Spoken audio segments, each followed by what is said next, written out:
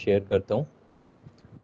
तो कार्बोवेज जो बताते हैं कि भाई हमारे कार्बन ग्रुप की मेडिसिन है, जो वेजिटेबल चारकोल होता है, और इसी को हम फिजिकल, मेंटल और इसका जो डॉक्ट्रिन ऑफ सिग्नेचर है इसको लेके हम समझेंगे, या क्या इसकी जो क्वालिटी है, कैरेक्टरिस्टिक है और जो मॉडलिटी है उसको हम जोड़ के एक ओवरऑल कार्बोवेज को थोड़ा सा समझेंगे कि कैसा पेशेंट होता है या कैसी पिक्चर होती है पेशेंट की।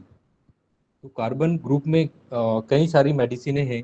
जैसे प्योर कार्बन से हमारी कार्बोवेज बनती है, कार्बो एनामेलिस, ग्रेफाइटिस, पेट्रोलियम, क्रियोजोट, ये सारी मेडिसिन आती है। और जो कॉम्बिनेशन से होता है, जैसे कार्बोनेट है, उसमें अमोनियम कार्ब, बेराइटा, कैलकेरिया और मैग्नीशियम कार्ब, ऐसे कोई कई सारी मेडिसिन हैं। तो कार्बोवेज के मेन 3 कैरेक्टरिस्टिक हैं, जिसमें पहला जो मैम ने बताया था अभी कि स्लगिशनेस इसमें रहती है, दूसरा कोल्डनेस है इसमें, और तीसरा डिजायर टू फैन, मतलब एयर की हंगर जो है इसमें बहुत है। कैसे स्लगिशनेस होता है?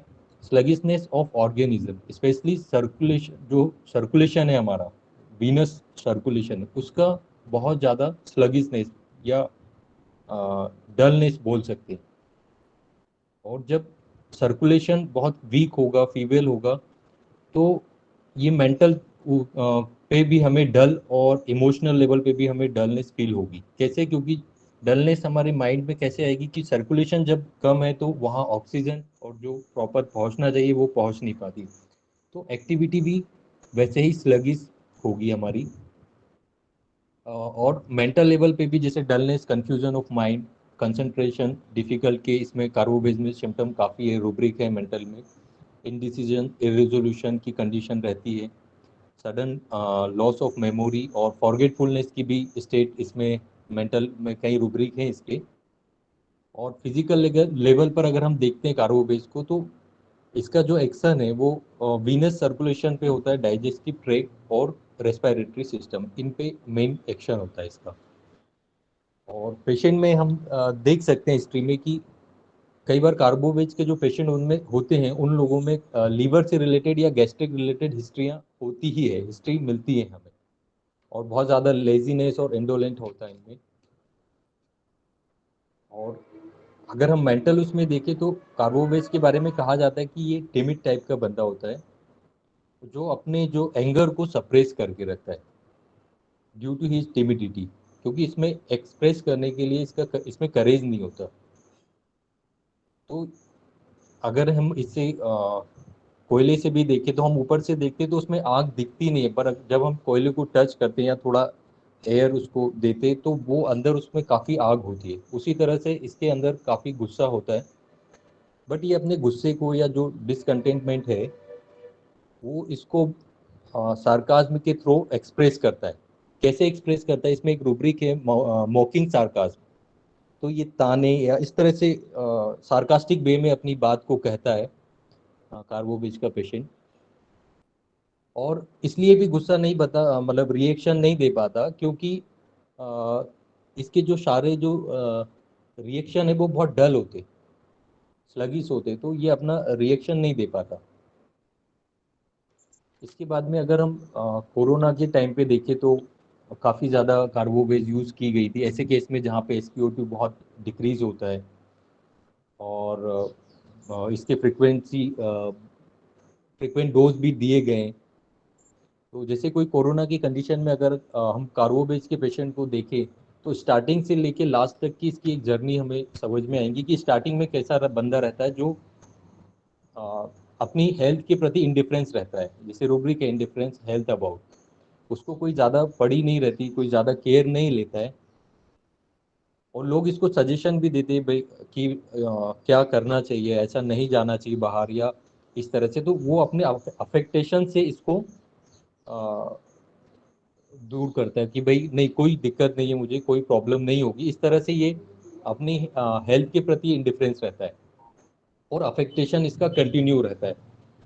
और इसकी जो स्लगिशनेस के कारण, मतलब क्योंकि हम ये स्लगिशनेस है तो इसी से रिलेट करके हम सारी सिचुएशन को या कंडीशन को हम समझेंगे, और जो रूब्रिक है उसके आसपास हम इसको समझेंगे। तो स्लगिशनेस के कारण जो सिचुएशन आती है, इसके कारण वो सीरियसली नहीं लेता कोई भी जो कंडीशन है, और घबराता नहीं है, और ये दिखाने की कोशिश करता है कि मुझे कोई प्रॉब्लम नहीं है, क्योंकि इसमें कई सारे रूब्रिक भी जोड़ते हैं, जैसे ऑब्स्टिनेट यहाँ पे हो सकता है, उस समय सेंसेस डल हो सकते हैं, यहाँ पे मैथमेटिक इनएबिलिटी के कारण भी इस तरह की सिचुएशन आ सकती है, या इस तरह का बिहेव वो करता है।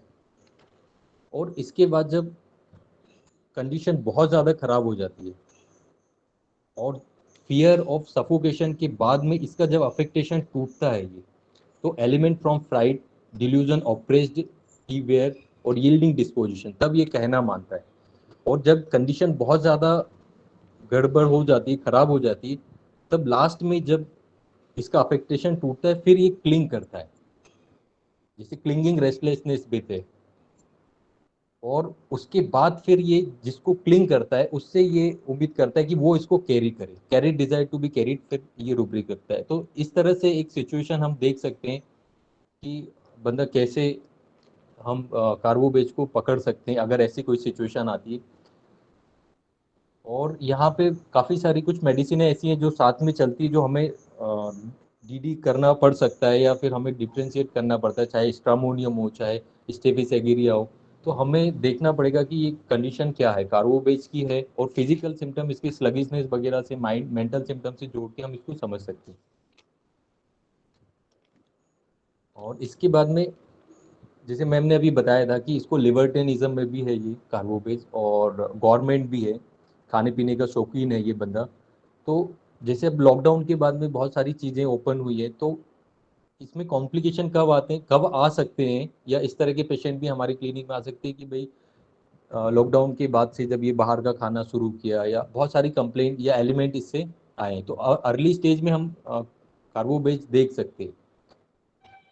और कई बार हम लोग जैसे कार्बोबेज हमारे सीनियरों के जो केसेस होते हैं वो कोलेप्स की कंडीशन में देखे गए। कोलेप्स की कंडीशन कैसे होती है, जैसे एक्यूट में डायरिया हो गया, जो सडन चेंज हुआ, बॉडी फ्लूइड लॉस हुआ या हेमरेज हुआ, उसके बाद से फिर ये कोलेप्स की कंडीशन आ गई। और कोलेप्स कंडीशन में वाइटल फ्लूइड का लॉस होता है, जैसे सडन एक्सर्शन, प्रोस्टेशन और weakness due to decrease circulation of blood, ये चीजें देखने को मिलती है। तो इसी के कारण हमें सिम्टम जो देखने को मिलेंगे, physically thirsty, dizziness, arising Altered mental status, और लिथार्जी, डिलीरियम की कंडीशन भी मिल सकती है, लॉस ऑफ कॉन्शियसनेस और कन्वर्जन की स्टेट भी आती है। और फिजिकली इसमें और देखा जाए तो पेलर, cold clammy skin, 3D pulse मिलेगी, इंक्रीज रेस्पिरेटरी रेट और ट्रेकिकार्डिया मिलेगा। और अगर इसकी एक कंडीशन हम देखें कि लॉकडाउन के बाद जैसे बताया था कि एक बाहर का खाने पीने का शौकीन होता है, क्योंकि ये लिबर्टिनिज्म में है, किसी की बात मानता नहीं, इसको पूरी लिबर्टी चाहिए, और गवर्नमेंट में है। और उसके बाद जब एलिमेंट आते हैं तो ये अपने आप को रोक नहीं पाता किसी चीज लिबर्टिज्म को थोड़ा बता करने से। दीजिए सर, एक्सप्लेन कर दीजिए लिबर्टिज्म जो है। लिबर्टिनिज्म में ये मतलब किसी का बॉन्डेशन नहीं में नहीं रहेगा, इसको जो भी चीज करनी होगी बिना रोक टोक के, और अब किसी की सुनेगा नहीं, ये बोल सकते हैं। और इसकी जो एक्टिविटी होती है वो पुलिस टाइप होती है, जैसे रूब्रिक है पुलिस बिहेवियर या चाइल्डिश बिहेवियर इसमें होता है। इसको मतलब ऐसा नहीं लगता कि हमें अब जैसे क्या खाना चाहिए, कितना खाना चाहिए, या किस तरह से बाहर जाना चाहिए कि नहीं जाना चाहिए ऐसी सिचुएशन में। और इसमें और रूब्रिक आते हैं, मैथमेटिक इनएबिलिटी फॉर, ये चीज़ों को कैलकुलेट नहीं कर पाता कि मुझे क्या करना चाहिए, या किस तरह से हमें प्रिकॉशन रखना चाहिए।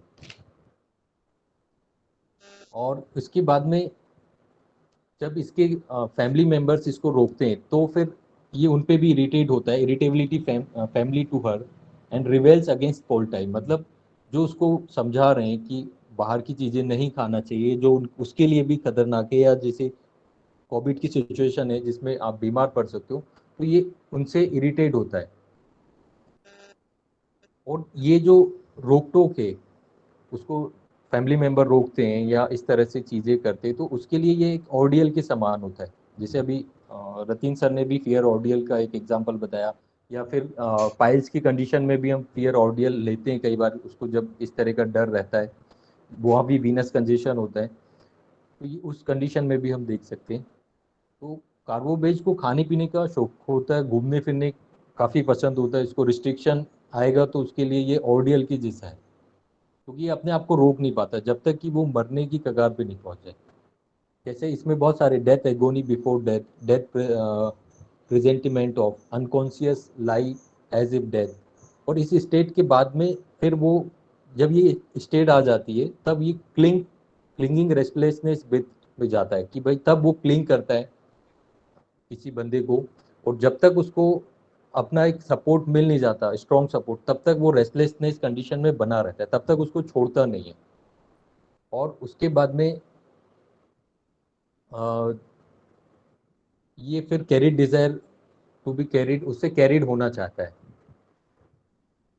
इस तरह से इसकी एक जर्नी को थोड़ा सा मैं समझा था, जो फिजिकल और मेंटल लेके हम रूब्रिक को समझ सकते हैं। सर बस इतना ही है, अगर इसमें किसी को और ऐड करना हो तो आप कर सकते हैं।